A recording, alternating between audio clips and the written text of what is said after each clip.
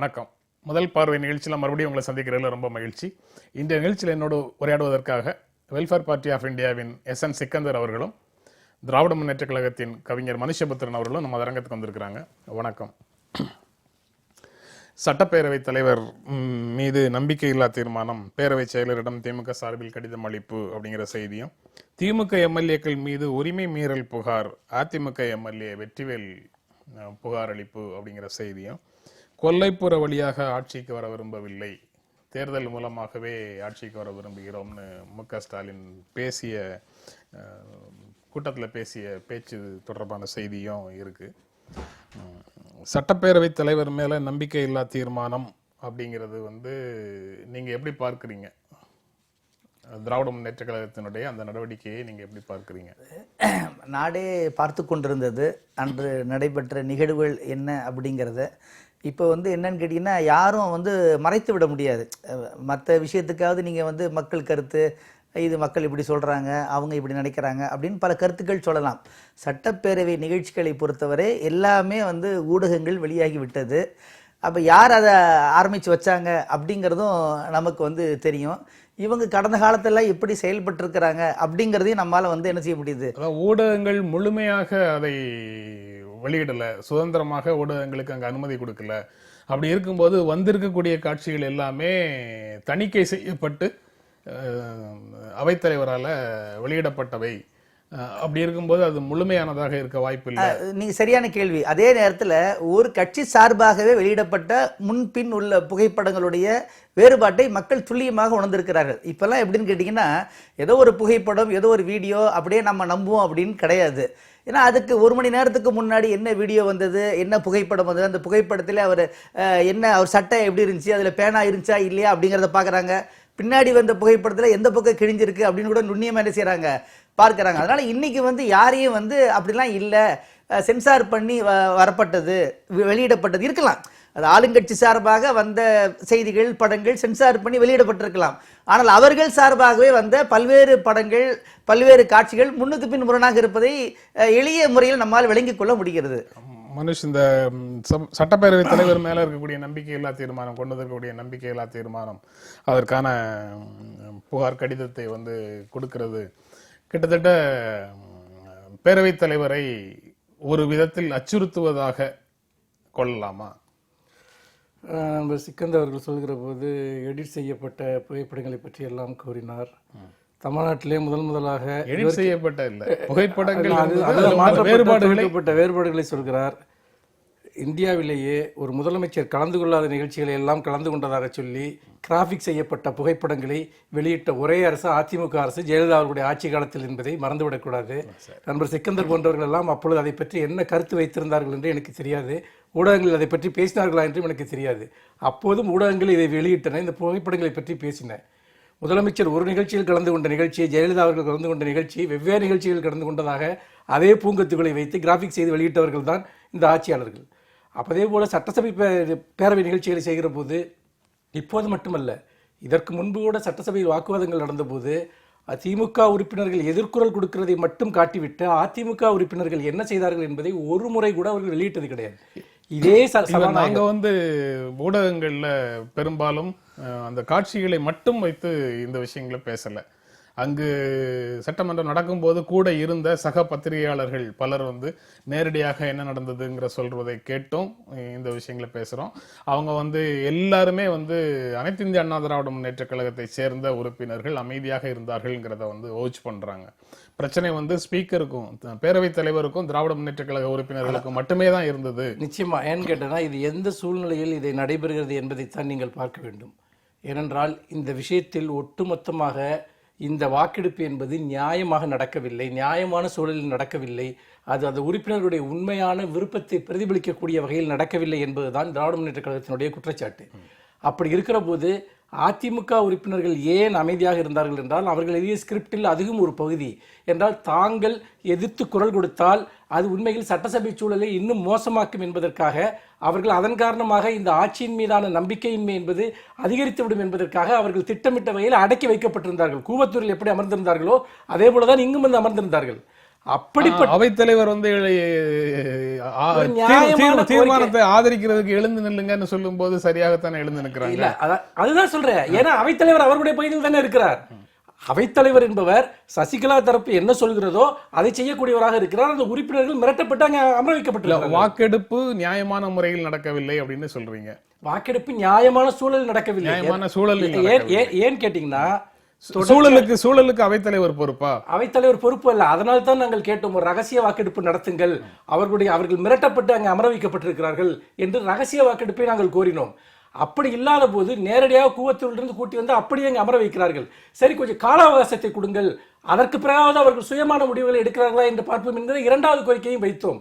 ஆனால் அவசரமாக அவர்களை கூட்டி வந்து உடனடியாக கூவத்தூரிலிருந்து நேராக இங்கு இறக்கி வைத்து அவர்களை வந்து இந்த வாக்கெடுப்பில் பங்கேற்க வைக்கிறார்கள். அது நீங்களும் நானும் நம்மை போன்றவர்களும் அந்த இடத்துல இருந்தோம்னா, சாதாரண ஜனங்களாக இருக்கக்கூடியவங்க அந்த இடத்துல இருந்தாங்கன்னா, நம்ம யாராவது ஒருத்தர் அதிகாரத்தில் இருக்கக்கூடியவர்கள் மிரட்டுவதை புரிந்து கொள்ள முடியும். சட்டமன்ற உறுப்பினர்கள் அப்படிங்கிறவங்களுக்கு வந்து ஒரு இமேஜ் வந்து பொதுமக்கள் வச்சிருக்கிறாங்க. அவங்க நம்மை மிரட்டுபவர்கள், அவர்களை மிரட்டுவதற்கு யாரும் கிடையாது அப்படிங்கிற ஒரு இமேஜ் வச்சிருக்காங்க. அந்த சட்டமன்ற உறுப்பினர்களை யாரோ மிரட்டி கொண்டு வந்து அங்க நிறுத்திருக்காங்க. அதிமுகவினுடைய ஒட்டுமொத்த ஆட்சி அமைப்பிலேயே அமைச்சர்கள் அல்லது அதிகாரிகள் அல்லது எம்எல்ஏக்கள் யாராக இருந்தாலும் சரி, அவர்கள் எப்படி கட்சி தலைமையினால் தொடர்ந்து கட்டுப்படுத்தப்பட்டு இறுக்கமான ஒரு முறையில் வழிநடத்தப்பட்டு வந்திருக்கிறார்கள் என்பது நீங்கள் அறியாதது அல்ல. அப்படி பார்க்கிற போது அன்று ஜெயலலிதா என்கிற ஒற்றை தனிநபருடைய அதிகாரத்திற்கு கீழ் அமைச்சர்களும் எம்எல்ஏக்களும் மண்டியிடுபவர்களாகத்தான் இருந்திருக்கிறார்கள். அவர்களுக்கென்று ஒரு சுயமான முடிவுகளை அவர்கள் எடுக்க அனுமதிக்கப்பட்டதில்லை. இப்பொழுது ஒரு குழப்பமான சூழ்நிலையில் கூட சட்டமன்ற நிகழ்வுகள்ல எந்த அரசியல் கட்சி தன்னுடைய உறுப்பினர்களை சுயமாக செயல்படுவதற்கு அனுமதிக்குது? கொறடா உத்தரவின் மூலமாக அனைத்தும் கட்டுப்படுத்தப்படுகிறதுங்கிறது தானே இன்றைக்கு சட்டமன்ற நடைமுறை. நீங்கள் ஒரு நார்மலான ஒரு சூழ்நிலையில, ஒரு இயல்பான சூழ்நிலை நீங்கள் சொல்வது சரி. ஆனால் ஒரு இயல்புக்கு புறம்பாக எம்எல்ஏக்கள் அனைவர்களும் திரட்டப்படுகிறார்கள், ஒரு இடத்தில் கொண்டு போய் வைக்கப்படுகிறார்கள். சிலர் தப்பி வந்து நாங்கள் கடத்தி செல்லப்பட்டோம் என்று புகார் செய்கிறார்கள், காவல்துறையிலேயே புகார் கொடுக்கிறார்கள். இப்படிப்பட்ட ஒரு சூழ்நிலையில் கவர்னர் உட்பட எல்லோருக்குமே ஒரு சந்தேகம் வருகிறது, இவர்கள் உண்மையிலேயே என்ன சூழ்நிலையில் இவர்கள் வைக்கப்பட்டிருக்கிறார்கள் என்று. அவர்களை கடத்தப்பட்டிருக்கிறார்கள் என்று அவர்களுடைய உறவினர்களே கூட புகார் கொடுத்த சம்பவங்கள் எல்லாம் இங்கு நடந்தன. அப்படிப்பட்ட சூழலில் என்ன அவசரம் உங்களுக்கு? அப்படி என்றால் எப்படியாவது இந்த நம்பிக்கை வாக்கெடுப்பில் வெற்றி பெற்றுவிட வேண்டும், அதற்காக என்ன வேண்டுமானாலும் செய்யலாம் என்கிற ஒரு நிலையை சசிகலா தரப்பினர் எடுத்த போது அதற்கு ஆதரவான ஒரு நிலைப்பாட்டை இங்கே அவைத்தலைவர் அவர் மேற்கொள்கிறார். அப்படி இருக்கிற போது ஜனநாயகத்தினுடைய படுகொலையை கண்டிக்கிற விதமாகத்தான் திமுக இந்த எதிர்ப்பில் ஈடுபட்டதே ஒழிய திமுக செய்தது ஜனநாயக படுகொலை அல்ல. சட்டசபையில் நடந்த ஜனநாயக படுகொலையை தடுத்து நிறுத்துவதற்காகவும் எதிர்ப்பதற்காகவும் தான் நாங்கள் இந்த விஷயத்தை மேற்கொண்டோம். அவைத்தலைவர் செய்வது வந்து ஒரு தரப்பை ஆளுங்கட்சி தரப்பை நம்பிக்கை தீர்மானத்தை கொண்டு வரக்கூடியவர்களை ஆதரிக்கும் விதமாக இருந்தது அப்படின்னு சொல்றாரு. அதுதான் ஸ்டாலினும் அவருடைய புகார்ல உள்நோக்கத்தோடு செயல்பட்டார் அப்படின்னு சொல்றாரு. இல்ல, நீங்க ஒரு நிகழ்வுக்கு என்ன வேண்டுமானாலும் விளக்கம் கொடுங்கள், அது ஒவ்வொரு கொடுப்பதற்கான அவருக்கு உரிமை இருக்கிறது. ஆனால் இது சட்டப்படி தான் நடந்து கொண்டிருக்கிறது. என்ன அப்படின்னா, எம்எல்ஏக்கள் அழைத்து வரப்படுகிறார்கள், ஆக ஒருவர்கள் செய்தால் வந்து அடக்கி வைக்கப்படுகிறார்கள், இன்னொருவர் செய்தால் கட்டுப்பாடோடு இருக்கிறார்கள். அப்படி நீங்க வார்த்தைகளை வந்து நீங்க என்ன செய்யலாம், வேறுபடுத்தலாமே தவிர ஏன் அது இவங்களுக்கு ஏன் பொருந்தாது? ஒன்று. ரெண்டாவது, ஒரு படுகொலையை இன்னொரு படுகொலை நியாயப்படுத்தி விடாது. ஒரு வாதத்துக்காக வைத்துக் கொள்வோம், அவர்கள் ஜனநாயக படுகொலை செய்தார்கள் என்றே வைத்துக் கொள்வோம். அப்ப ஒரு கொலைக்கு இன்னொரு கொலை ஈடாக முடியுமா? இவர்கள் செய்ததெல்லாம் முழுமையான ஜனநாயகத்துக்கு உட்பட்டு அப்படின்னு எடுத்துக்கொள்ள முடியுமா? அப்ப தாங்கள் நினைப்பதை நிறைவேற்றுவதற்கு இந்த செட்டப் தடையாக இருக்கிறது என்பதற்காக அவர்கள் சொல்லக்கூடிய வார்த்தைகளாக தான் இப்ப நம்மால் வந்து உள்வாங்கிக் கொள்ள முடிகிறது. இப்ப அவங்க கொடுத்திருக்கிற நம்பிக்கை எல்லாத்தையும் முதல்ல அதிமுக செய்தது ஒரு ஜனநாயக படுகொலைங்கிறது நீங்க ஏத்துக்கிறீங்களா? வாதத்துக்காக சொல்றீங்க, அதை ஏத்துக்கிட்டீங்களா மட்டும் நான் என்ன சொல்றேன், அதுக்கு இது நியாயமா நீங்க அதை ஏத்துக்கிட்டீங்களா இல்லையா பாருங்க. அது வந்து கொலையா இல்லையா என்பதல்ல, நீங்க சொன்னதுனால அதை சொல்றேன். நீங்க என்ன சொன்னீங்கன்னா அவங்க ஜனநாயக படுகொலை செஞ்சாங்க, அப்ப நாங்களும் செய்யறோம்னா அதுக்கு இது அதுக்கு வந்து இது ஈக்குவல் ஆகிறது. அப்ப அதாவது சபை தலைவர் வந்து நீங்க ஜனநாயக முறைப்படி தான் நடந்துகிட்டாரு, இந்த வாக்கெடுப்புல எந்த குழப்பமும் இல்லைன்னு நீங்க சொல்ற பட்சத்துல நான் நீங்க வந்து எதன் சார்பாக எதை ஆதரிக்கீங்கிறத நான் புரிஞ்சுக்கிறேன். ஏன்னா அதற்கு பதிலா நீங்க என்ன பண்றீங்கன்னா, அது கொடுக்கிற படுகொலை சரின்னா இது சரியா அதை ஒத்துக்கிறீங்களா? மனுஷ் வந்து கூவத்தூர் கொண்டு போய் ஒரு வார காலமாக 8 நாளாக 10 நாளாக ஒரு 120 பேரை வச்சிருக்கிறது சரியா அப்படிங்கிற விவாதம் வந்து அப்படிங்கிற கருத்து வந்து ஒரு விதமானது. அதை சபாநாயகர் கருத்தில் கொள்ளாமல் இந்த மாதிரி ஒரு வாக்கெடுப்புக்கு ஆணையிடுகிறார் அப்படிங்கிறதுல தான் அவங்க சிக்கல் இருக்கு. அவர் செய்யறது வந்து இப்ப இன்னொன்னு நான் இந்த விவாதத்துல அவை விதிகளுக்கு மாறாக அவர் நடந்து கொண்டாரா அப்படிங்கிறது மட்டும்தான். அவை விதிகள். இப்போ நீங்க ஒரு விஷயத்தை எடுத்துங்க, இதுவரைக்கும் முன்னுதாரணமே இல்லாத சம்பவங்கள் ஒரு மாநிலத்தில் நடக்கிறப்ப, இப்ப 90ல வந்து மகாராஷ்டிராவில் ரகசிய வாக்கெடுப்புங்கிறத கொண்டு வராங்க. அதுக்கு முன்னாடி எங்கேயுமே நடந்ததில்லை. ஏன்னா அதுவரைக்கும் நடந்துராத ஒரு சூழல் வந்து சட்டசபையில் உருவாகுது. அப்ப நீதிமன்றம் தலையிட்டு ரகசிய வாக்கெடுப்புன்னு ஒண்ணு பண்ணுங்கன்னு சொல்லுது. அதுக்கப்புறமா பல சட்டசபைகள்ல அது நடக்கல. ஒவ்வொரு சட்டமன்றத்தில் இருக்கக்கூடிய பெரும்பான்மை அரசை கலைச்சிட்டு ஆளுநர் உதவியோட ஒரு பொம்மை அரசை உருவாக்கும் போது, பொம்மைங்கிற பெயரை இங்க பயன்படுத்த முடியாது, ஏன்னா எஸ்ஆர் பொம்மை கேஸோட வந்து சேர்ந்துடக்கூடாது. வேறொரு மைனாரிட்டி அரசை ஆளுநர் உதவியோட மத்திய அரசு அதிகாரம் வந்து உருவாக்கும் போது வரக்கூடிய சிக்கல்களுக்காக வந்ததுதான் காம்போசிட் ஃப்ளோர் டெஸ்ட், ரகசிய வாக்கெடுப்பு முதல்ல. இப்போ நீதிமன்றம் அதே போன்ற விஷயங்களை வலியுறுத்துறதும் கிட்டத்தட்ட இதே மாதிரியான பின்னணியில உண்டான விஷயங்கள் தான். இங்க அந்த மாதிரி ஏதேனும் இருக்குதா? இங்க நடக்கக்கூடிய நிகழ்வுகளை அவங்கவுங்க அரசியல் சார்போடு புரிந்து கொள்வதுங்கிறது வேறு விஷயம்.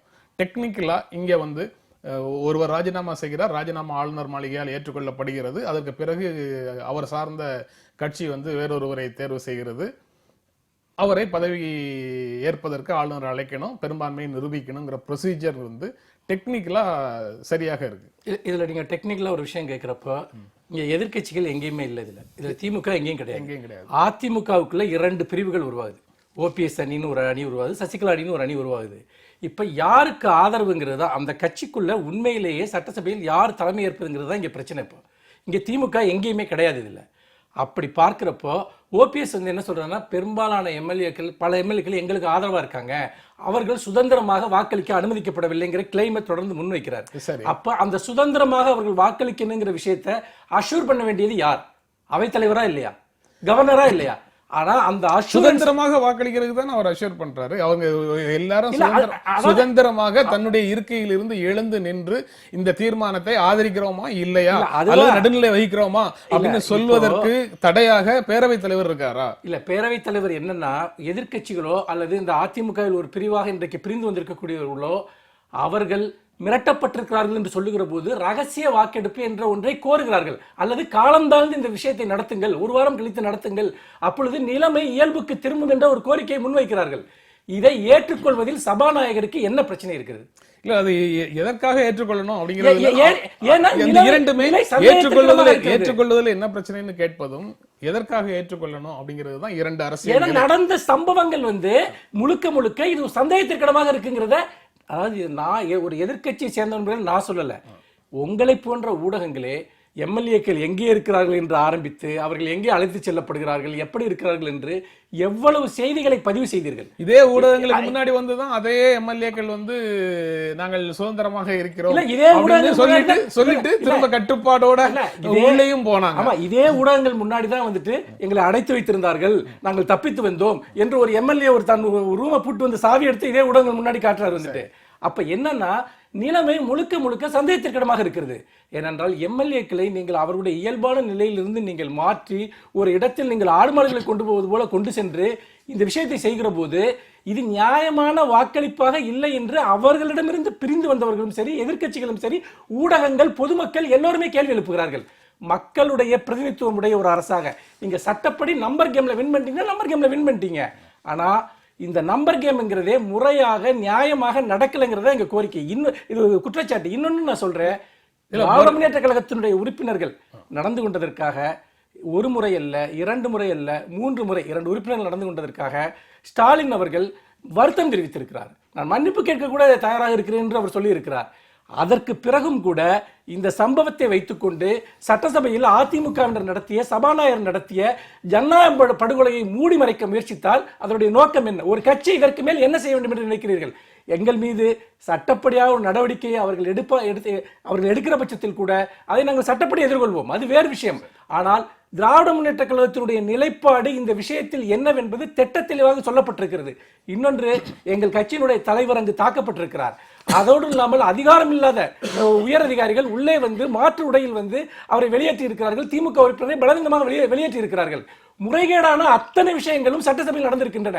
எங்கள் மீது நடத்தப்பட்ட தாக்குதலை பற்றி வாய் மூடி மௌனமாக இருக்கக்கூடியவர்கள் இன்றைக்கு சபாநாயகருடைய இருக்கையில் ஒரு உறுப்பினர் எழுந்து உட்கார்ந்து விட்டார் என்பதை மட்டும் ஹைலைட் செய்வது என்பது ஒரு பச்சையான ஒரு தரப்பான அரசியல் என்று நான் பார்க்கிறேன்.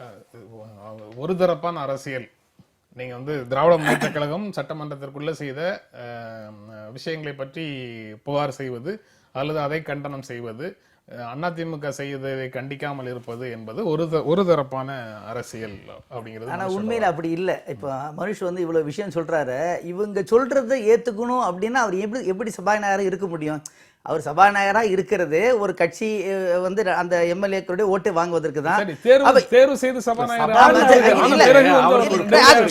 பிறகு கூட உரிமை கூட வழங்கப்படல. அதெல்லாம் ரைட்டு. ஆனா இன்னைக்கு நடைமுறையில் என்ன இருக்கு? நீங்க என்னன்னா இப்ப நாமளும் டெக்னிக்கலாவே பேசுவோம், சட்டத்தை பத்தி பேசுறீங்க, நடைமுறை பத்தி பேசுறீங்க, எதை எடுத்துக்கிறது? இல்ல இதான் இப்போ இவங்க கேட்கறதாக சகோதரர் மனுஷ் சொல்றாரு, ரைட்டு. ரகசிய வாக்கெடுப்பு நடத்துங்கள், இயல்பு நிலை இல்லை, அதை இவங்க சொல்லிட்டாங்க, முடிஞ்சு போச்சு. அப்ப அவர் சபாநாயகர் உணர்றாரு, இல்ல இயல்பு நிலை தான் இருக்கிறது, ரகசிய வாக்கெடுப்பு இப்பொழுது தேவையில்லை அப்படின்ற முடிவுக்கு வருகிறார். இல்ல அந்த ரகசிய வாக்கெடுப்புங்கிற கோரிக்கையும் மக்கள் உணர்வு அப்படிங்கிற மக்கள் உணர்வை பிரதிநிதித்துவப்படுத்துறாங்களா எம்எல்ஏக்கள் அப்படிங்கிற ரெண்டு விஷயங்களும் ஒன்றுக்கொன்று முரணாக இருக்கு. என்னுடைய எம்எல்ஏ யாருக்கு வாக்களிக்கிறார் என்பது எனக்கு தெரியணும்னா அவர் பகிரங்கமாக வாக்களிக்கணும். சரி, அதற்கு கூட தைரியம் இல்லாத பிரதிநிதியை நான் தேர்ந்தெடுக்கல அப்படிங்கிற உணர்வு எனக்குள்ள இருக்கு. அப்படி இருக்கும்போது அவர் வந்து பகிரங்கமாக எழுந்து நின்று யாருக்கு வாக்களிக்கிறேன்னு சொல்றதுதான் பொதுமக்களுக்கு தேர்ந்தெடுத்த மக்களுக்கு வழங்கக்கூடிய தேர்ந்தெடுத்த தொகுதி மக்களுக்கு அவர் செய்யக்கூடிய நியாயம். உண்மைதான். அவர் வந்து ரகசிய வாக்கெடுப்புங்கிற பெயர்ல யாருக்கோ வாக்களிச்சுட்டு போறத நான் யாருக்கு போட்டாருன்னே தெரியாம நான் பார்த்துட்டு இருக்க முடியாது. ஒண்ணு.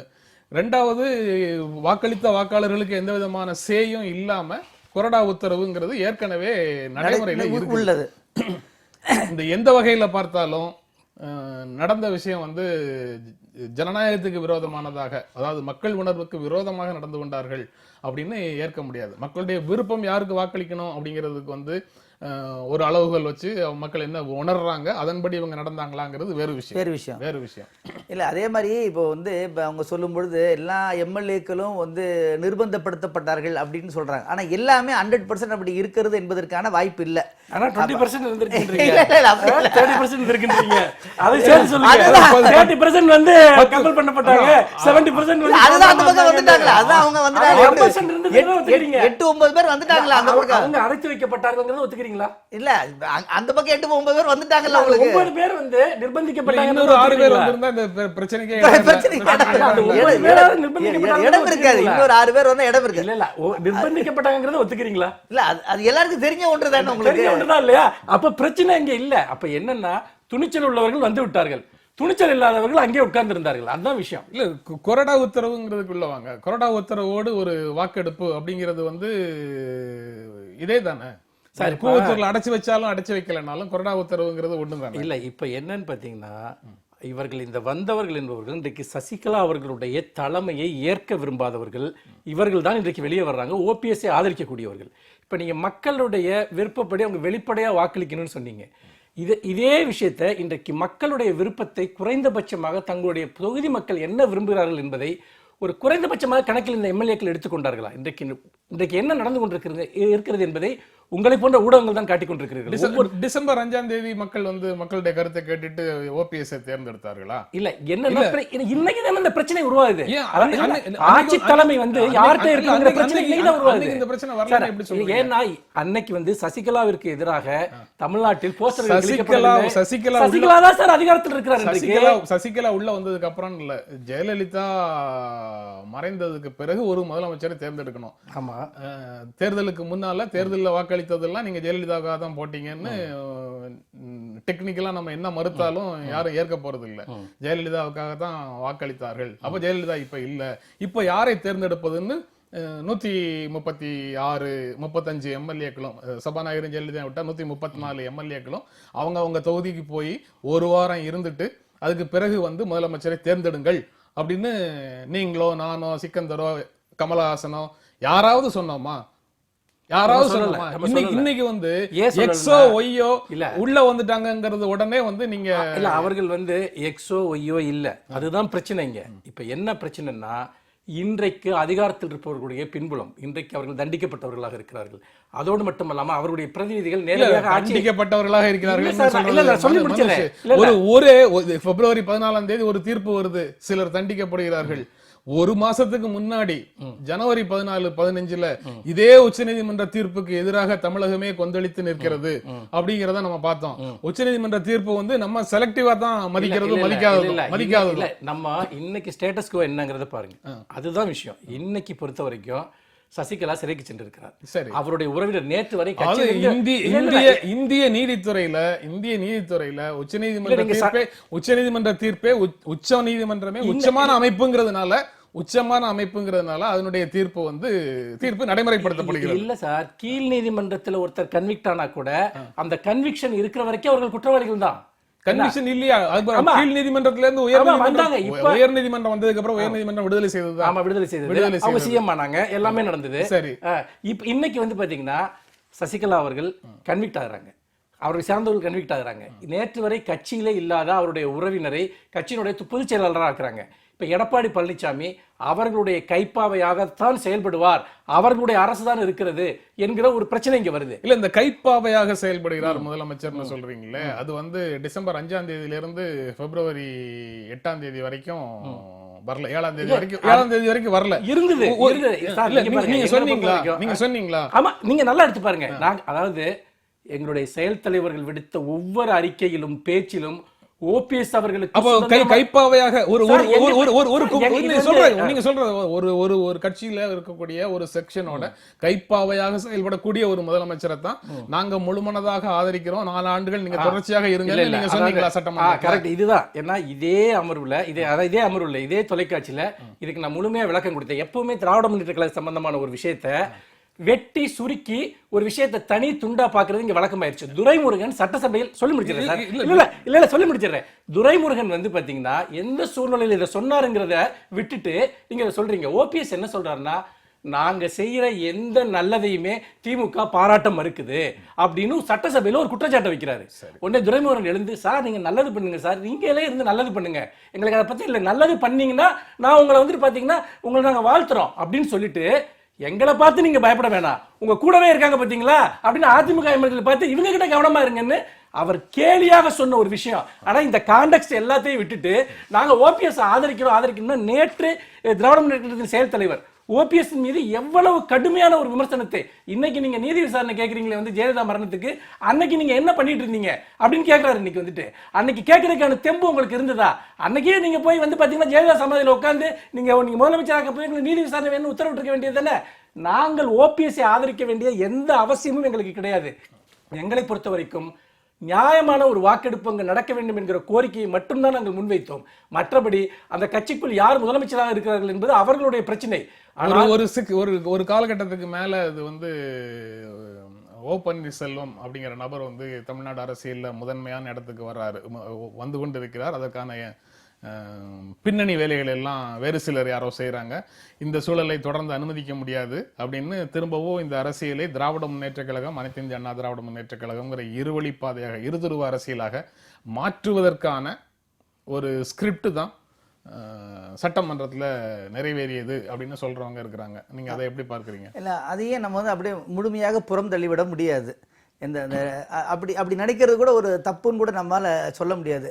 ரெண்டாவது, இப்போ இவங்க சொல்றாங்கல்ல, இப்போ இதெல்லாம் வந்து இதுக்கு முன்னாடி திடீரென்று வரவில்லை. இப்போ என்னன்னு கேட்டிங்கன்னா அதெல்லாம் ஏற்கனவே வந்து கொண்டிருக்கின்ற பொழுது அப்போ ஓபிஎஸ்ஸை பற்றி இவங்க என்ன கருத்து சொன்னாங்க. ரெண்டாவது வந்து இப்போ இன்னைக்கு வந்து நடக்கின்ற ஒற்றை நிகழ்ச்சியை மட்டும் வைத்து நம்ம வந்து என்ன செய்ய முடியாது, ஒரு தீர்ப்பு போட முடியாது. பொதுவாகவே திமுக அதிமுக என்பது எதிரெதிராக நிற்கக்கூடிய ஒன்று. அதுல வந்து ஒரு பொறுப்பாய்ந்த துரைமுருகன் பேசுவதை என்ன செய்ய முடியாது, எளிமையாக நம்மால் எடுத்துக்கொள்ள முடியாது. அதனாலதான் இந்த பிரச்சனை வந்து சொல்ற கான்டெக்ஸ்ட் வந்து சாதாரண புரிதலுக்கு மாறாக சரியாக இருக்கு. நம்ம பேப்பர்ல படிக்கும் போது கிடைக்கிற உணர்வும் அவர் சொல்லும் போது கிடைக்கிற உணர்வும் வேற வேற. ஆனா ஏன் அப்படி பொது புத்தில ஏன் அப்படி இருக்குன்னா, 2 பேருமே எதிர்த்து தானே இருப்பாங்க இது வரைக்கும். அதாவது இவர் வண்டியில அவர் ஏறிட்டாருனாலே முடிஞ்சு போச்சு. ஒண்ணு கட்சியில இருந்து கட்டம் கட்டுவாங்க, விமர்சனத்துக்கு உட்படுத்துவாங்க. அது கடந்த காலத்துல இல்ல சார்.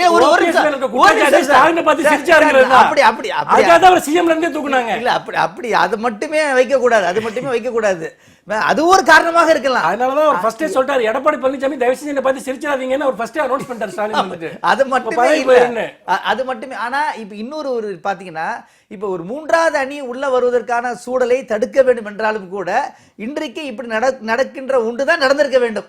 அதை தவிர ஒரு ஆல்டர்னேட்டிவ் இல்லை. இப்ப இதெல்லாம் அப்பாற்பட்டு பாருங்களேன். இப்ப அதிமுக இருக்கக்கூடிய ஒரே வழி என்னன்னு கேட்டீங்கன்னா, இப்போ தங்களுடைய கட்சியை கட்டுப்பாட்டுக்குள் வைத்திருக்க வேண்டும், அவ்வளவுதான். அப்ப கண்டிப்பாக நம்பிக்கையில்லா தீர்மானத்தை வெற்றி பெற செய்ய வைக்க வேண்டும். அதுல அவங்க எடுத்த நடவடிக்கை வந்து லீகலா சரிதான். நம்பிக்கை தீர்மானத்தை வெற்றி பெற செய்ய, ஆமா, லீகலா அவங்க எடுக்கிறாங்க. தங்களை காப்பாற்றிக் கொள்ள வேண்டும் என்றால் அது செஞ்சுதான் ஆகணும். கட்டி போடுறதுதான் பிரச்சனை. சொல்லலாம் நீங்க, கட்டுப்பாட்டுக்கு இருக்கு. திமுக எம்எல்ஏக்கள் மேல உரிமை மீறல் புகார் வெற்றிவேல் கொடுத்திருக்கிறாரு. அதன் மேல பேரவைத் தலைவர் நடவடிக்கை எடுக்கிறதுக்கான வாய்ப்பும் இருக்கு. உரிமை குழுவுக்கு அனுப்பி இருக்கிறேன்னு சொல்றாரு. அதை ஒட்டி என்ன நடவடிக்கை எடுக்கப்பட்டதோ அதற்கும் நீங்க வந்து சட்ட ரீதியான நடைமுறை. சார் அது மட்டும் இல்ல சார், இதே சபாநாயகர் வந்துட்டு நாங்க பேசுனதெல்லாம் அவை குறிப்பில இருந்து நீக்குவாரு. அதிமுக திமுக எவ்வளவு அஃபென்சிவா பேசினா கூட சபை குறிப்பில வச்சுப்பாரு. இன்றைக்கு இல்ல நடவடிக்கை எடுக்காம இருந்தா தான் ஆச்சரியம். 18 இந்த 5 வருஷத்துல திமுகவுக்கு எதிரான எத்தனை விஷயங்களை இந்த சபாநாயகர் பண்ணியிருக்காரு இந்த 5 வருஷத்துல. அது போனவங்களோட டேர்ம்லையும் சரி, இப்பவும் சரி, தேமுதிக திமுக எல்லா அவர்களை எதிர்த்த எல்லா கட்சிகளுக்கு எதிராகவும் அவங்களை தூக்கி வெளியே போடுறது, அவங்க பேசுறது அவை குறிப்பில இருந்து நீக்கிறது. இந்த அளவுக்கு ஜனநாயகத்தை படுகொலை செய்த ஒரு சபாநாயகரை தமிழக வரலாறு பார்த்ததில்லை.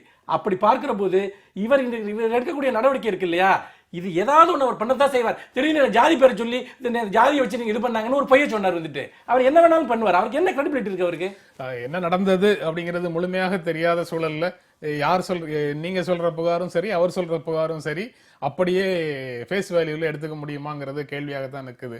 திராவிட முன்னேற்ற கழகத்திற்கும் திராவிடர் கழகத்துக்கும் இடையில இருக்கக்கூடிய இந்த பிரச்சனையில தமிழ்நாடு அரசியல் தொடர்பாக விஷயங்கள்ல வந்த கருத்து வேறுபாடு காரணமாக அவங்க உறவுல விரிசல் இருக்குது அப்படின்னு இன்றைய ஆங்கில நாளிதழ் ஹிந்துல கோலப்பன் ஒரு சின்ன செய்தி வெளியிட்டிருக்கிறாரு. தாய் கழகத்துக்கும் தனியன் கழகத்துக்கும் இடையில அனைத்து இந்திய அண்ணா திராவிட முன்னேற்ற கழகம் தொடர்பாக வந்திருக்கக்கூடிய அரசியல் ஒரு உறவுல வந்து ஒரு பிரிவை ஏற்படுத்தி இருக்குது அப்படின்னு அவர் சொல்றாரு. நீங்க எப்படி பார்க்குறீங்க அதை? இல்லை, அது வந்து நம்ம பிரிவுன்னு பார்க்கக்கூடாது. இப்போ அதில் அவர் என்ன சொல்றாருன்னா, அந்த ஒரு சமூகம் இயக்கம் என்பது பொலிட்டிக்கல் சிச்சுவேஷனுக்கெல்லாம் கருத்து சொல்ல வேண்டிய தேவை இல்லை. அது சொல்றது திராவிடர் விடுதலை கழகம். அதுக்கு முன்னாடி நீங்க சொல்றீங்க, ரைட், அதுக்கு பின்னாடி வருவோம்.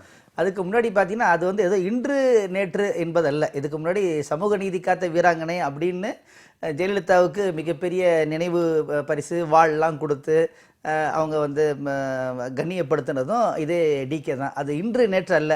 சில நேரங்களில் அதுக்கு ஒரு அரசியல் சூழல் இருக்கு. அங்க வந்து திராவிட முன்னேற்ற கழகம் அப்போது பாரதிய ஜனதா கட்சியோட கூட்டணி இருந்தது. அந்த பாரதிய ஜனதா கட்சியோடு திமுக கொண்டிருந்த கூட்டணியை ஏற்க முடியாத திராவிடர் கழகம் அப்போ வந்து இயல்பாக அவங்க தாய் கழகமாக இருக்கிறதுனால ஆமா, இப்போ கூட நம்ம இப்படி எடுக்கலாம். இப்போ கூட நம்ம இப்படி எடுக்கலாம். இன்றைக்கு இருக்கக்கூடிய இந்த அதிமுகவை நாம் தக்க வைத்துக் கொள்ளவில்லை என்றால் 3வதாக அந்த பிஜேபி என்பது வரக்கூடும் என்று அவர் கணித்திருக்கலாம். அந்த அடிப்படையில் கூட என்ன செய்யலாம், ஒரு கருத்து சொல்றதுக்கான அவங்களுக்கு வந்து உரிமை உண்டு. 2வது வந்து இந்த மாதிரி ஒரு சமூக அமைப்புகள் எப்படி அவங்க நடந்துக்கிறாங்க அப்படிங்கிறத பார்க்கும்போது மிகப்பெரிய வேறுபாடு இருப்பதாக நாம் கொள்ள முடியாது. இப்போ இந்த சுபவி போன்றவருடைய கருத்தை நம்ம பார்க்கும்போது ஊடகத்தில் ரொம்ப தெளிவாக வந்திருக்கிறது. மிக கண்ணியமாக ஆசிரியர் வீரமணி அவர்கள் சொல்லியிருந்தாலும் கூட இதிலிருந்து நான் முரண்படுகிறேன் அப்படிங்கிறத சொல்கிறாங்க. ஸோ இது வந்து ஒரு ஆரோக்கியமான விவாதமாக தான் நம்ம எடுத்துக்கொள்ள வேண்டுமே தவிர இது ரெண்டுக்கும் பிரிவு அப்படின்னு நம்ம வந்து எடுத்துக்கொள்ள தேவையில்லை. ஏன்னா ஒரு குடும்பத்துக்குள்ளேயே பல்வேறு கருத்துக்கள் இருக்கிற போது ஒரு கட்சிக்கும் ஒரு சமூக இயக்கத்திற்கும் இடையிலே கருத்து வேறுபாடு இருக்கக்கூடாது அப்படின்னு நம்ம கருதுறது. கருத்து வேறுபாடுங்கிறது இருவேறு அமைப்புகள் அல்லது 2 மனிதர்கள் அப்படின்னாலே கருத்து வேறுபாடுகள் ஆமா இருக்கும், இயல்பானது. அந்த கருத்து வேறுபாடுகளை இயல்பானதாக ஏற்றுக்கொண்டு அங்கீகரிக்கக்கூடிய மனநிலை நம்ம கிட்ட இல்லை. இல்ல அந்த மனநிலை நமக்கு வேணும். நம்ம என்னன்னா இப்ப இங்க உள்ள பெரிய சிக்கல் அப்படின்னு என்னன்னு கேட்டீங்கன்னா, கருத்து சொல்வது யார் என்றுதான் பார்க்கிறார்களே தவிர அந்த கருத்து சரியானதா தவறானதா, அதிலே வந்து உண்மை இருக்கின்ற பட்சத்தில் அது நேர்மையான ஒரு ஒரு விமர்சனமாக இருந்தால் அதை எடுத்துக்கொள்ள வேண்டும், பரிசீலிக்க வேண்டும் அப்படிங்கிற கருத்தோட்டத்தை நம்ம என்ன செய்யறோம், விட்டுறோம். இல்ல இதற்குள்ளேயே இந்த செய்திக்குள்ளேயே ஸ்டாலின் வந்து இது தொடர்பாக அவர் மேல ரொம்ப மரியாதை வச்சிருக்கிறேன், அவருடைய கருத்துக்கு மாறாக நான் எதுவும் அதை பற்றி விமர்சனம் செய்ய விரும்பவில்லை, இது போன்ற ஒரு புதிய சர்ச்சையை உருவாக்க விரும்பவில்லை அப்படின்னு சொல்லி ஸ்டாலின் சொன்னதாகவும் உள்ளுக்குள்ள இருக்கு. ஆமா, அதே மாதிரி இந்த தரப்பு இது சார்பாக பேசுகின்ற பொழுது கூட வீரமணி மீது நாங்கள் மரியாதை வைத்திருக்கின்றோம், அவரை நம்ம போட்டுறோம், ஆனா இவர் இந்த விஷயத்துல இப்படி சொல்றதில் எங்களுக்கு உடன்பாடு இல்லை அப்படின்னு தான் பாக்குறாங்க தவிர இதை வந்து நம்ம என்ன செய்ய தேவையில்லை, இது வந்து பிளவு அப்படின்னு நம்ம எடுத்துக்கொள்ள தேவையில்லை. ஆனா அவங்க வந்து DMK DK schism comes to the fore அப்படின்னு தலைப்புல சொல்றாங்க. அதாவது கருத்து வேறுபாடு காரணமாக உறவிலே வரக்கூடிய பிளவு அல்லது விரிசல் அப்படிங்கிற சென்ஸை வந்து அந்த கட்டுரை வெளிப்படுத்துது. ஆனா ஸ்டாலின் வந்து அவர் அந்த சர்ச்சையில நான் சிக்க விரும்பவில்லை அப்படின்னு சொல்றாரு. ஸ்டாலின் அவர்கள் மட்டுமல்ல, திமுகவிலிருந்து கூட யாரும் அதற்கு எந்த விதமான எதிர்வினையும் மாற்றவில்லை. அவர் எங்களுடைய மதிப்பிற்குரிய ஒரு தலைவர் என்கிற முறையில் நாங்கள் அதை பற்றி எதுவும் நாங்கள் வந்து சொல்வதற்கு விரும்பவில்லை. நண்பர் சிக்கந்தர் அவர்கள் பேசுகிற போது நீங்கள் அவரிடம் ஒரு கேள்வி கேட்டீர்கள். இந்த பிஜேபிக்கு, அதாவது 2 கட்சிகளுக்கு, இது அதிமுக என்கிற கட்சி பலவீனம் அடைந்து விட்டால் அந்த இடத்தில் பிஜேபி வந்து விடுமோ என்கிற ஒரு அர்த்தத்தில் அவர் வீரமணி அவர்கள் அதை சொல்லியிருக்கலாம் என்று ஒரு கருத்தை அவர் முன்வைத்தார்.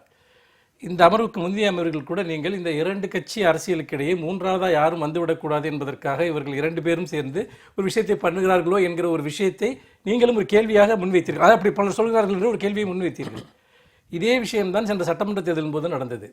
2 கட்சிகளுக்கும் மாற்றாக நாங்கள் மூன்றாவதாக ஒரு அணியை உருவாக்குகிறோம், மாற்றை உருவாக்குகிறோம் என்று அந்த பரிசோதனை என்ன நடந்தது என்பது நம் அனைவருக்கும் தெரியும். இப்போது மாற்றை பற்றி பேசுகிற போது அதிமுக என்கிற கட்சி பலவீனம் அடைந்து விடுகிறது என்று வைத்துக் கொள்வோம். அப்பொழுது அந்த இடத்தில் ஏன் பிஜேபி வர வேண்டும்? பீப்புள் ஃப்ரண்ட் ஆஃப் இந்தியா வரலாம், இப்போ மக்கள் நல கூட்டில் இருந்த அந்த கட்சிகள் எல்லாம் வரலாம், அவர்கள் தங்களுடைய அரசியலை முன்வைக்கலாம், வீரமணி ஐயா போன்றவர்கள் அது போன்ற இயக்கங்களுக்கு ஆதரவளிக்கலாம். ஏன் சசிகலாவை ஆதரிக்க வேண்டும்? இந்த கட்சி ஊழல் கட்சியாக இருக்கிறது, பிஜேபி வந்து விடக்கூடாது என்று நினைத்தால் இவர்களெல்லாம் அவர் ஆதரிக்கலாமே, இவர்களோடெல்லாம் சேர்ந்து அவர் வேலை செய்யலாமே. அதற்காக போய் அவர் ஏன் சசிகலாவை ஆதரிக்க வேண்டும் என்பதுதான் எனக்கு தனிப்பட்ட முறையில் எனக்கு இருக்கக்கூடிய ஒரு வருத்தம். அப்படி பார்க்கிற போது பிஜேபியை எதிர்ப்பதற்கு இன்னும் சொல்லப்போனால் வீரமணி ஐயா அவர்களுக்கும் தெரியும், இன்றைக்கு பிஜேபி அரசினுடைய செயல்பாடுகளுக்கு எதிராக எவ்வளவு கடுமையான நிலைப்பாடுகளை இன்றைக்கு திராவிட முன்னேற்றக் கழகம் எடுத்து வருகிறது, எத்தனை போராட்டங்களை நடத்தி கொண்டிருக்கிறது என்பது ஐயா அவர்களுக்கும் நன்றாக தெரியும்.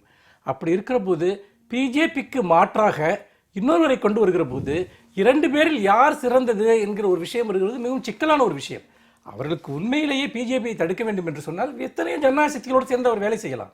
அதற்காக சசிகலாவிடம் போய் அவரை ஆதரித்துத்தான் இந்த மாநிலத்தினுடைய சுயாட்சியை காப்பாற்ற வேண்டும் என்கிற நிலை இல்லை. அதையும் நான் இந்த இடத்தில் பதிவு செய்ய விரும்புகிறேன். சசிகலாவை ஆதரிச்சு தான் இந்த மாநிலத்தினுடைய சுயாட்சியை காப்பாற்ற வேண்டிய அவசியம் இல்லை அப்படின்றத மனுஷபுத்திரன் அவருடைய சொந்த கருத்தாக முன்வைக்கிறார், தனிப்பட்ட கருத்தாக முன்வைக்கிறார். சரி, ஆனா இப்ப நீங்க பாத்தீங்கன்னா இவங்க சொல்றதெல்லாம் சரிதான்.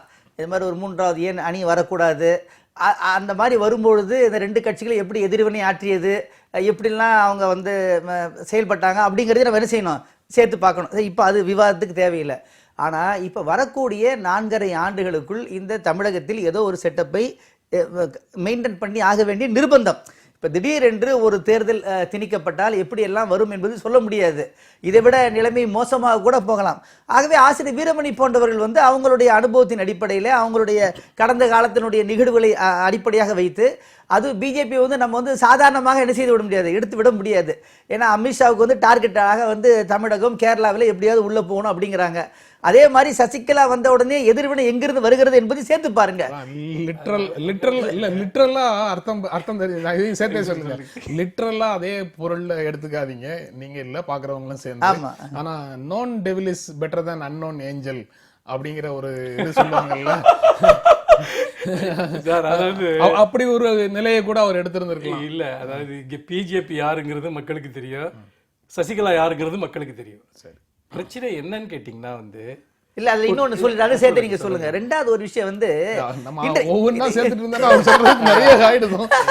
இல்ல, அதாவது இந்த ஒட்டுமொத்தமாவே இந்த விஷயத்துல நீங்க பாத்தீங்கன்னா, நாம வந்து ஒரு மாநிலத்தினுடைய பிரச்சனைகள் என்று வருகிற போது இன்றைக்கு சசிகலா பிஜேபிக்கு எதிராக இருப்பார் என்பது எந்த அடிப்படையில் எடுக்கப்பட்ட முடிவு என்று எனக்கு அந்த முடிவை வந்து திராவிட முன்னேற்ற கழகம் தான் எதிராக இல்ல, அதுதான். எந்த அடிப்படையில் எடுக்க முடியும்? இல்ல நான் என்ன கேக்குறேன், எல்லாருக்கும் ஒரு பாஸ்ட் இருக்கு. இல்ல பாஸ்ட் இல்ல, நான் பிரசன்ட்ல பேசுறேன். நான் பிரசன்ட்ல என்ன சொல்றேன்னா, கடந்த 3 மாதத்தில் ஜெயலலிதா அவர்கள் மருத்துவமனையில் அனுமதிக்கப்பட்ட பிறகு ஆட்சி அதிகாரம் என்பது யாருடைய கட்டுப்பாட்டில் இருந்தது உங்களுக்கு தெரியும்.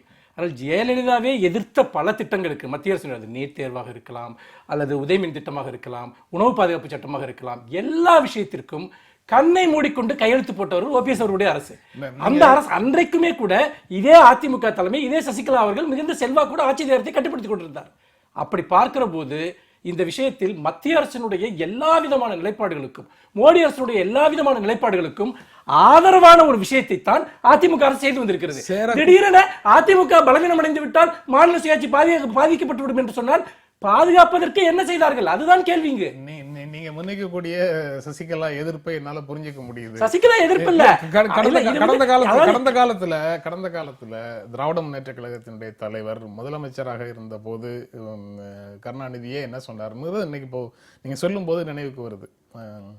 ஒரு தமிழச்சி சேரத்தகாத இடத்துல சேர்ந்து பல வழக்குகள்ல சிக்கி கஷ்டப்பட்டுட்டு இருக்கிறாங்க அப்படின்ற கருத்தை அவர் முன் வச்சு பேசியதையும் நான் சேர்த்து பார்க்கிறேன். அது கிட்டத்தட்ட வீரமணியினுடைய நிலைப்பாட்டை ஒட்டி திமுக தலைவர் பேசின மாதிரி இந்த ஒரு வாக்கியத்தை எங்கிருந்தோ எடுக்கிறீர்கள். இதே சசிகலாவுக்கு எதிராக, இதே சசிகலா அவர்கள் மீது வழக்கே வந்து அவரையும் சேர்த்து போட்டது மட்டுமல்ல, அவர்களை இன்றைக்கு கன்விக்ட் ஆனதற்கு காரணமே திராவிட முன்னேற்ற கழகம் தான். நாங்கள் தொடுத்த வழக்கின் அடிப்படையில் தான் இந்த விஷயமே இந்த அளவுக்கு வந்தது. இந்த வழக்கை ஜெயலலிதாவும் சசிகலாவும் நீர்த்து போக செய்ய முயற்சித்த போது அதை பெங்களூருக்கு மாற்றி ஒரு நியாயமான விசாரணைக்கு இடமளித்ததே திராவிட முன்னேற்ற கழகம் தான். அதனால் எங்கோ எப்போதோ ஏதோ ஒரு சூழ்நிலை சொன்ன வாக்கியத்தை வைத்துக் கொண்டு சசிகலாவுக்கு எதிராக, அதிமுக ஆட்சியாளர்களுக்கு எதிராக திராவிட முன்னேற்ற கழகம் செய்த விஷயங்களை எல்லாம் நீங்கள் பின்னுக்கு தள்ள முடியாது. அது தள்ள முடியாது. அதுபோக துண்டாக அதை எடுத்து இதுல வந்து பொருத்தி பார்க்கிறோம் அப்படின்னு நான் சொல்லல. பட் அவர் சொன்னது நினைவுக்கு வருதுங்கிறத உங்க பகிர்ந்து கொள்றேன். இல்ல, இது முழுக்க வந்து பாத்தீங்கன்னா அதற்காக நீங்க பதற்றம் அடைய வேண்டியது இல்லை. எனக்கு பதட்டமே இல்ல. நான் என்ன சொல்றேன்னா, மாநில சுயாட்சியை காப்பாற்றுவது என்பது வேறு, சசிகலாவை காப்பாற்றுவது என்பது வேறு. இரண்டிற்கும் பெரிய வித்தியாசம் இருக்கிறது. சரி, இன்னொரு செய்தி வந்து fresh controversy Bruce over Jaya's images இன் கவர்மெண்ட் ஆபீசஸ். அரசு அலுவலகங்களில் முன்னாள் முதலமைச்சர் ஜெயலலிதாவினுடைய புகைப்படம் வைத்திருப்பது தொடர்பாக புதிய சர்ச்சைகள் வருகின்றன அப்படின்னு ஒரு தலைப்பில் செய்தி இருக்கு. டாக்டர் ராம்தாஸ் இன்னும் சில கட்சி தலைவர்கள் வந்து அவர்களுடைய முதலமைச்சர் ஜெயலலிதாவுடைய புகைப்படத்தை வைக்கக்கூடாது அப்படிங்கிற கருத்தை சொல்றாங்க. அரசு திட்டங்கள்ல வந்து அம்மா திட்டங்கள்னு இருக்கக்கூடிய பெயர்கள் எல்லாத்தையும் மாற்றணும், அவையெல்லாம் அரசு திட்டங்களாக அறியப்பட வேண்டும் அப்படிங்கிற கருத்தை முன்வைக்கிறாரு. இப்போ இது வந்து இப்போ வைக்கிறதுல என்ன நோக்கம் அப்படிங்கிறத நீங்கள் பார்க்கணும். அப்போ பொதுவாக நீங்கள் பார்த்தீங்கன்னா தமிழக அரசியலில் இந்த சிலை வைத்தல், படம் வைத்தல் என்பது அது வந்து அங்கீகரிக்கப்பட்ட ஒன்று. இதனோ புதிதாக இன்றைக்கு வைக்கப்படுவதில்லை.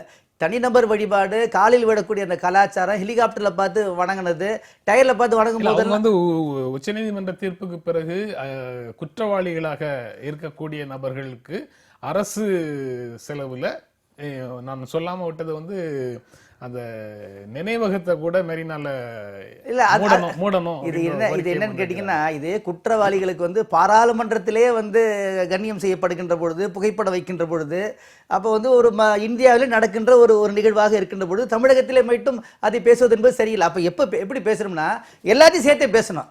இப்போ பொதுவாகவே என்னன்னு கேட்டீங்கன்னா, இப்போ குற்றம் நிரூபிக்கப்பட்டதா இல்லையா அப்படிங்கிற ஒரு விஷயம் தான் நம்ம பார்க்க முடியுமே தவிர, நேர்மையான முறையில் குற்றத்திற்கு அப்பாற்பட்டவர் என்று எந்த அரசியல் கட்சி தலைவரையும் இப்படி நம்ம என்ன செய்ய முடியாது, கிளீன் ஷீட் கொடுக்க முடியாது. அப்ப எதை எப்படி பேசணும் அப்படின்னு கேட்டீங்கன்னா, இப்ப அந்த படம் இல்ல வேற படம் வச்சா ஒத்துக்குவாங்களா? இப்ப உதாரணத்துக்கு நான் கேட்கிறேன். அப்ப நம்ம இதை எப்படி எடுக்கணும்னா, பொதுவாகவே அரசு திட்டங்களை ஏன் நீங்க தனிநபரை மையப்படுத்தி வைக்கிறீங்க? அம்மா திட்டமா இருக்கட்டும், ஐயா திட்டமா இருக்கட்டும், அரசு திட்டம் வந்து அவங்க வீட்டு சொத்து இல்லைங்க, மக்கள் ஒரு நிமிஷம் மக்களுடைய வரி பணத்துல வருகிறது. அப்ப அதை நீங்க பேசுங்க. அப்ப எந்த கட்சியாக நாங்கள் வந்தால் எங்களுடைய படங்கள் வைக்க மாட்டோம், எங்களுடைய பிள்ளைகள் ஆட்சிக்கு வருவதை நாங்கள் விரும்ப மாட்டோம் அப்படின்னு நீங்க என்ன செய்யுங்க, பொதுவா சொல்லுங்க. அப்ப வாரிசு அரசியல், ஊழல், இந்த தனிநபர் வழிபாடு இதெல்லாம் ஒட்டுமொத்தமா வச்சு பேச வேண்டுமே தவிர, இப்ப அந்த படத்தை எடுத்துட்டா வேற படத்தை வைக்கலாமா? அப்போ அவங்க டெக்னிக்கலா சொல்றது சரியா நம்ம எடுத்துக்க முடியுமா? அப்ப இந்த கலாச்சாரத்திலிருந்து தமிழ் மக்களை மீட்டெடுக்க வேண்டியது மிகப்பெரிய அவசியம். அதாவது 2 விஷயங்கள் இருக்கு. அந்த 2 விஷயங்களை நண்பர் சிக்கந்தர் ஏன் ஒன்னாக்குறாருன்னு எனக்கு தெரியல.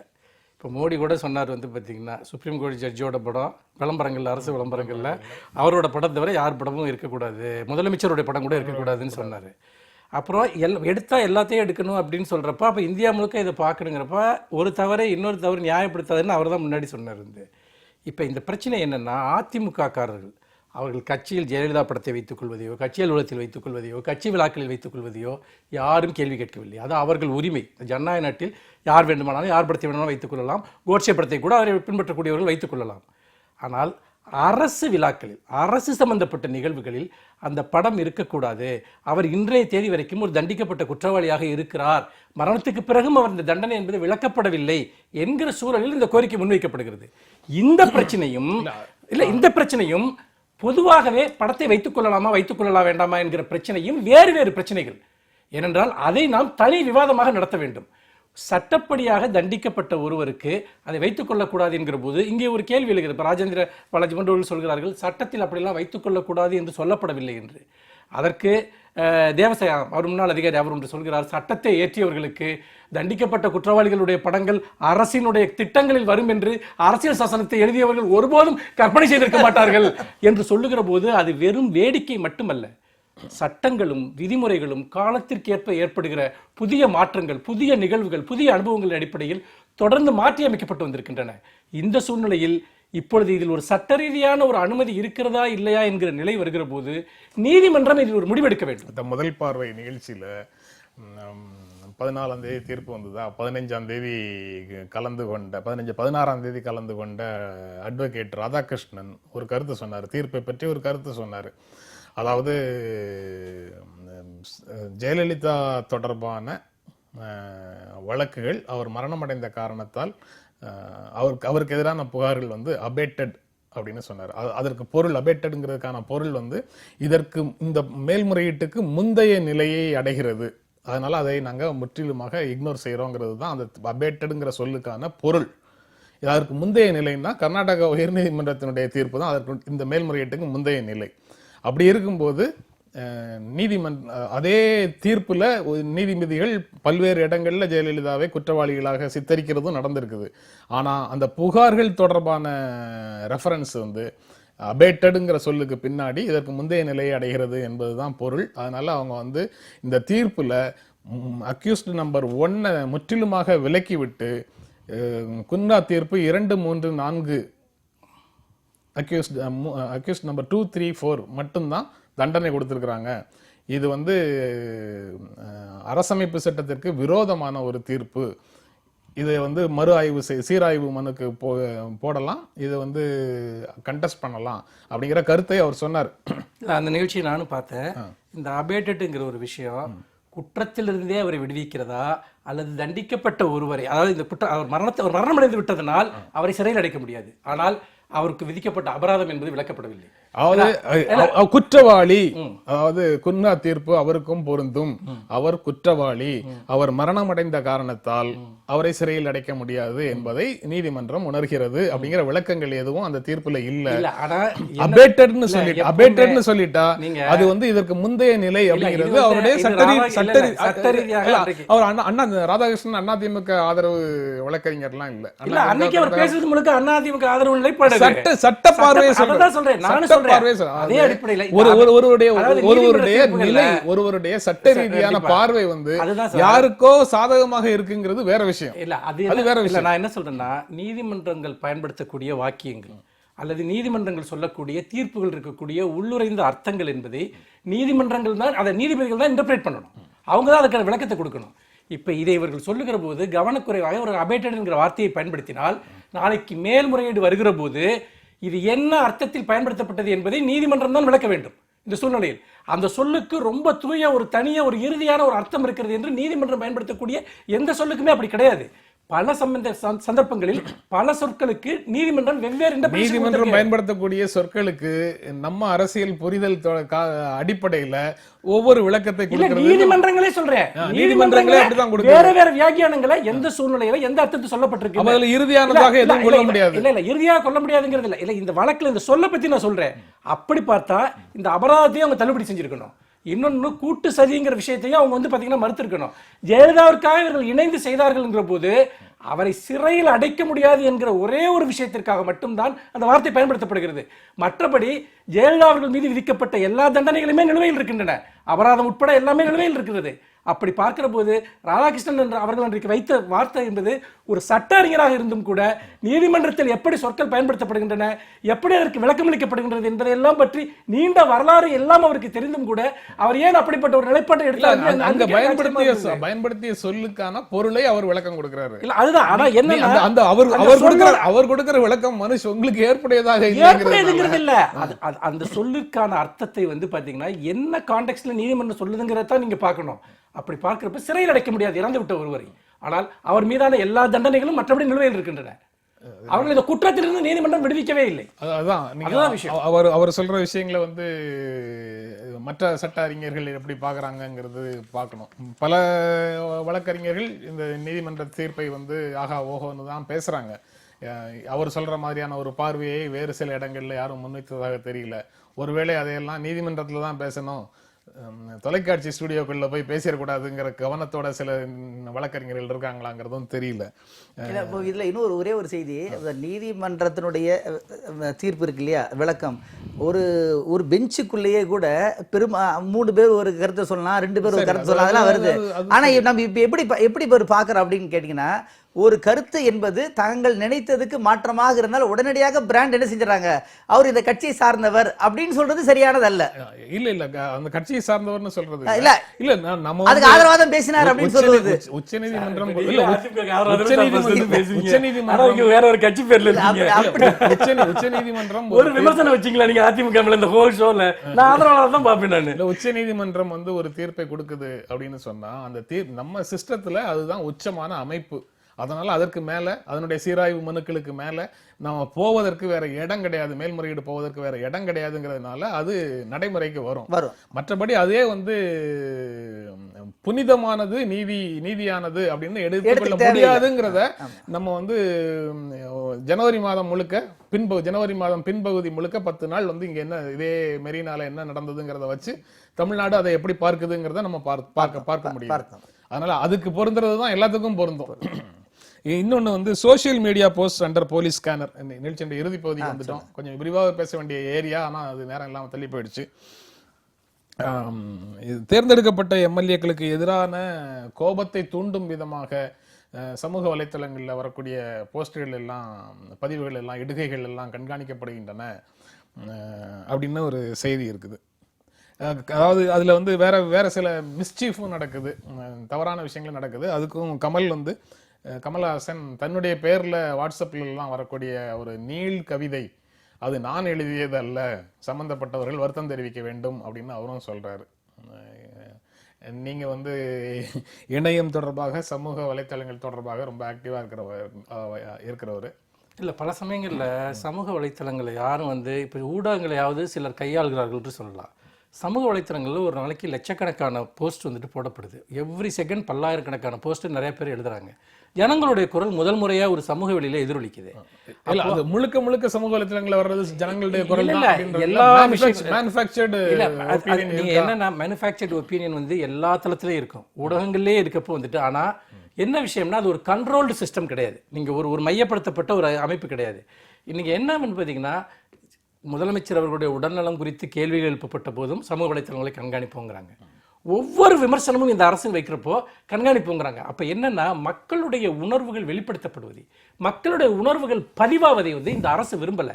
இன்னைக்கு பார்த்தீங்கன்னா கமல்ஹாசன் மேலே வந்துட்டு ஒரு பெரிய அக்யூசேஷன் வைக்கிறாங்க, அவர் எம்எல்ஏக்களை தூண்டுறாரு அப்படின்னு, எம்எல்ஏக்களுக்கு எதிராக மக்களை தூண்டுறாரு அப்படின்னு சொல்லிட்டு ஒரு அக்யூசேஷன் வைக்கிறாங்க.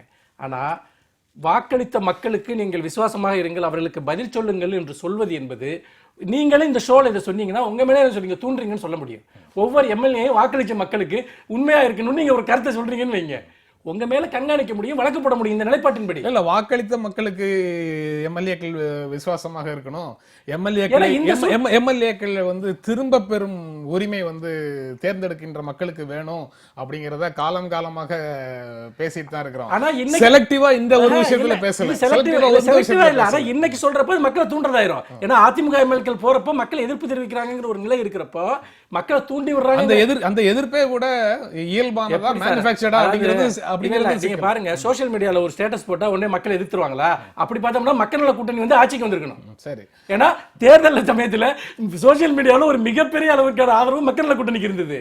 ஆனா இன்றைக்கு அதிமுக எம்எல்ஏக்களுக்கு எதிர்ப்பு தெரிவிக்கக்கூடியவர்கள் அவர்களுடைய கட்சி தொண்டர்கள், பொதுமக்கள், இவர்கள் தான் இங்க எதிர்ப்பு தெரிவிக்கிறார்களே ஒழிய இவர்கள்லாம் சோஷியல் மீடியா வழியா இன்ஃப்ளூயன்ஸ் ஆகிறாங்க அப்படிங்கிறது மிகைப்படுத்தப்பட்ட கற்பனை. நம்ம எப்படி பிஜேபியை பார்த்து மிகையா பயப்படுறோமோ அதே மாதிரி தான் இவங்க சோஷியல் மீடியாவை பார்த்தும் இவங்க ரொம்ப இதனாலதான் எல்லாம் உருவாகுதுன்னு நினைக்கிறாங்க. சமூகத்தின் அடிமட்டத்தில் நடந்து கொண்டிருக்கக்கூடிய மாற்றங்களை எதிர்கொள்ள முடியாமல் இது போன்ற விஷயங்களில் அவர்கள் செய்ய பார்க்கிறாங்க தான் நான் பார்க்கிறேன். நீங்க எப்படி பாக்குறீங்க? அதான் அந்த அரசுக்கு எதிராக வரக்கூடிய அந்த கருத்துக்களை வந்து ஒரு பெரிய துரோகமாக நம்ம பார்க்க தேவையில்லை, முறை தவறி வருவதாக நம்ம எடுத்துக்கொள்ள தேவையில்லை. ஏன்னா அதை நம்ம அரசு எப்படி பார்க்கணும்னா இப்படிலாம் கருத்து வருகிறது அப்படின்னு பார்க்கணும். ஏன்னா அது மட்டும்தான் சுதந்திர வெளியாக இருக்கிறது. ஆனால் இப்போ கமல்ஹாசனை பொறுத்த வரைக்கும் சீசனாக தான் வர்றாரு. அப்போ அவர் எப்போனா ஒரு படம் வர்றதுக்கு முன்னாடி தான் திடீரென்று ஒரு முளைத்து ஒரு அவதாரம் எடுத்து வருவதை நம்ம பார்க்கிறோம். எனவே அதுக்கு வந்து அவ்வளவு சீரியஸா நம்ம என்ன செய்ய தேவையில்லை. அவங்க வந்து ஒரு ஒரு மலிவு விளம்பரத்துக்காக வேண்டிதான் என்ன செய்யறாங்க, இப்படி செய்யறாங்க அப்படிங்கிற கடந்த கால செயல் திட்டமும். முன்னால படங்கள் வரும்போதெல்லாம் அவர் அந்த மாதிரி வரல. இப்பதான் வந்து இல்ல ஒரு ஆக்டிவாக பார்ட்டிசிபேட் பண்ணல.